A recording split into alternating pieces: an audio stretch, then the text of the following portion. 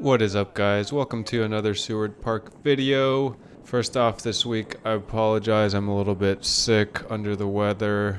I don't exactly know why. I think I've just been riding way too hard and my body is just shutting down a little bit. I did a super difficult group ride on Saturday, just a couple days after this race right here that you're watching, and it was super hot. It got up to like well over 80 degrees.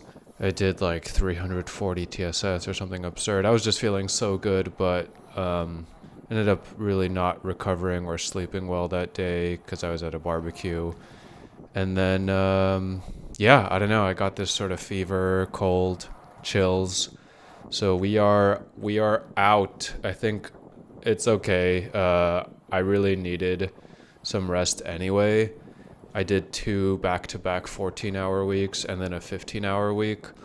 So, yeah, I really needed some rest after just continually smashing power PRs. So my voice is a little unusual and my energy levels might be a bit low. But, yeah, welcome back. We are racing Seward Park again. This is the second time that we are doing this A race, the 7 o'clock race.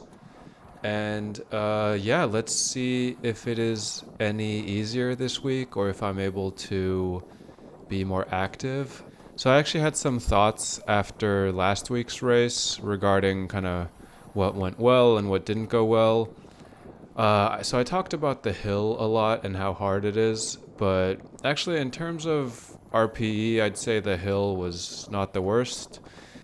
In terms of percentiles, my best attribute as a rider is my 30 seconds watts per kilo. Yeah, I'm sort of light, under 70 kilos, so actually I felt that the hill was not that bad, but where I did struggle a little bit, where I felt that it was kind of hard, is going around the hairpin. I found myself towards the back quite a lot, and if you're in the back, you have to slow down quite a lot before this hairpin. And then you have to surge really hard out of it. You have to do pretty much a flat-out sprint, which is not necessarily my specialty. And then right after this sprint, you're going down a pretty steep downhill. And I found that on a couple of laps, I did not really have any wheel in front of me going down the hill. And I was having to either pedal pretty hard down the hill or do a pretty big effort after the descent to kind of latch on to the person in front of me again. So I told myself one of the main things I'm going to focus on is just taking this hairpin better and trying to be in a better position, be further up so that you can corner faster, and then just having to surge less outside of the corner, and potentially just try to stay near the front by just using the hill to just go hard when everyone's already going hard anyway. So that was kind of my game plan. Let's see how it plays out this week. Oh, also this week we have no heart rate data. I forgot to put my chest strap on, but also it's kind of uncomfortable below the camera mount anyway. But honestly, you're not missing much. Last week I averaged 180 beats per minute, and it was pretty much maxed out right off the start. And then it just kind of varied between 180 and 100 and 200. We did get up to 200 last week. So yeah, my heart rate is pretty much just maxed out the entire race. Also, Bailey commented that the hill doesn't look as bad as it is in person. So I added this little overlay at the bottom with the elevation. Let me know if you guys like that or not. I can confirm that it is a steep hill. I think it kicks up to 8 or 9%. So it's short, but very punchy. So here's an example of what I was talking about just 2 minutes in to the race. I think it's like the first time we're going around here. Don't particularly take the turn very well, and I'm pretty far on the right side where the pavement sucks. And yeah, I'm just sprinting out of the corner, going super hard, even still pedaling now, and this rider in front of me is just not getting any closer. We're going above 40 miles per hour. Trying to get as aero as possible, but we're just not really gaining ground. My bike is aero, and I don't know. So yeah, I have to do this effort here just to like reconnect to the back of the group. So that's what I was talking about. Yeah, this was just the first lap. Overall, I think I did actually do a pretty good job for the most part on these corners, but just wanted to show you guys an example of what I was trying to avoid this week. All right, so we are 23 minutes into this race, almost halfway, and I'm very close to the front, almost at the front. I did a pretty good job just staying towards the front, cornering well, taking good lines, drafting. And I can't remember, there may have been one solo rider off the front at this point. But yeah, it was super hard up until this point.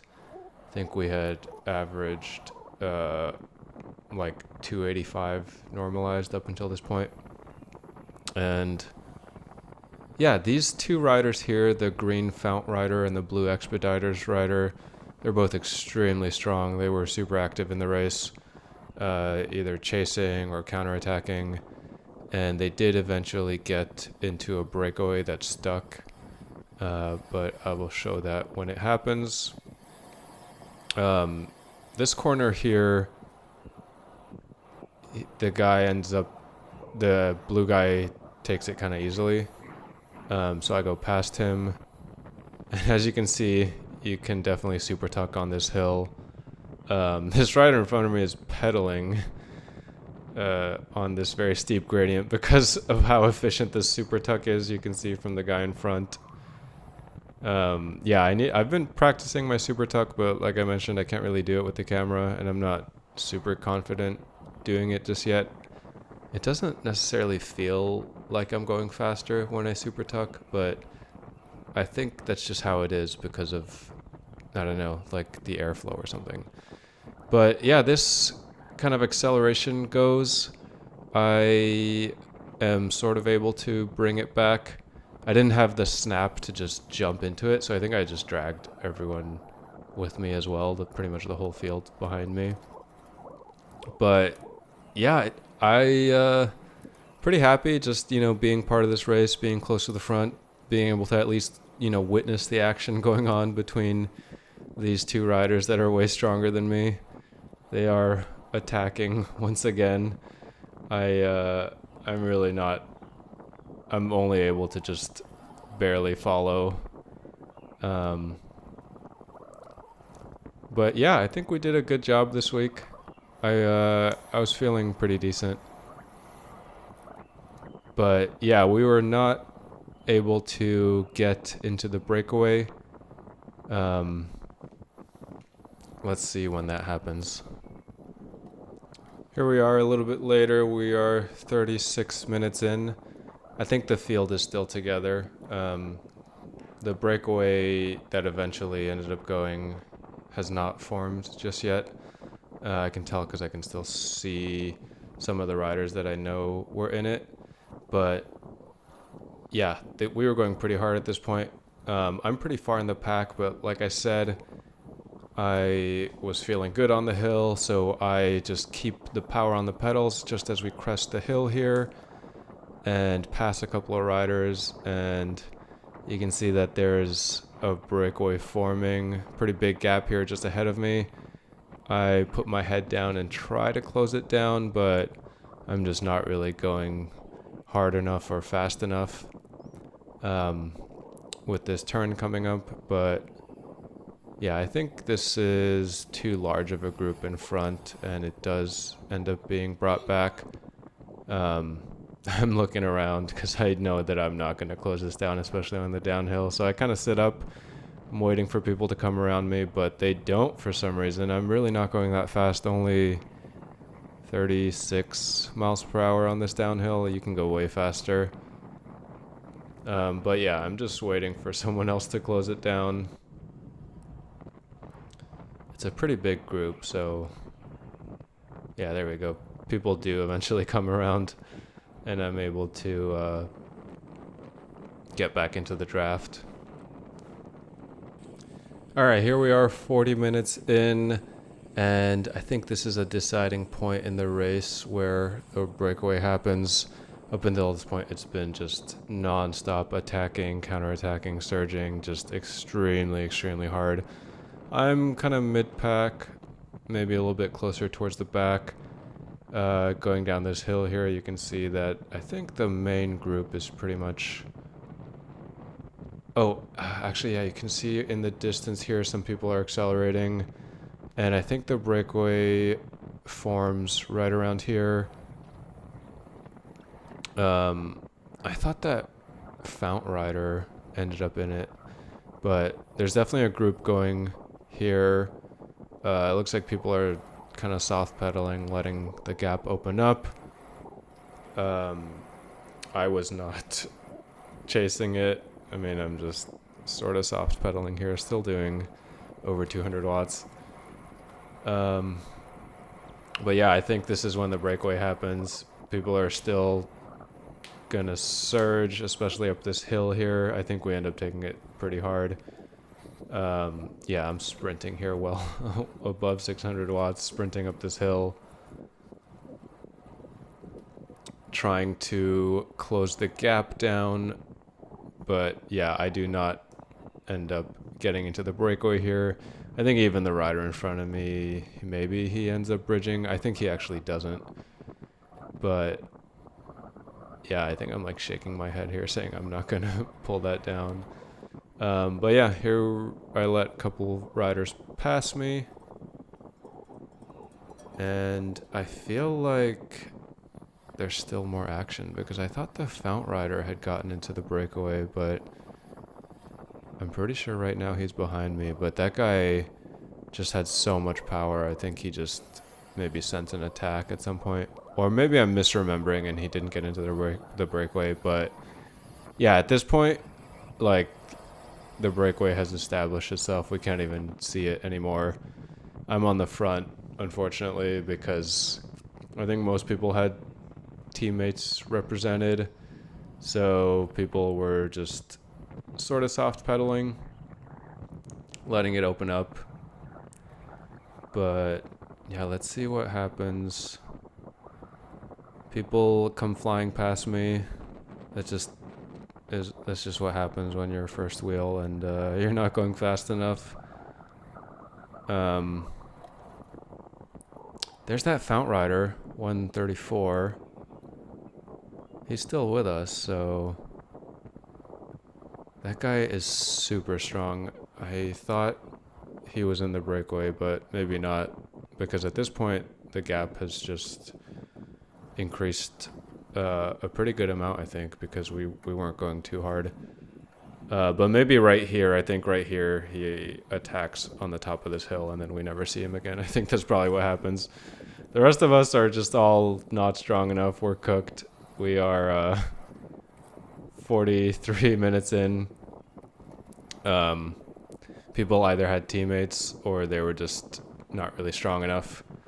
I was in the latter category.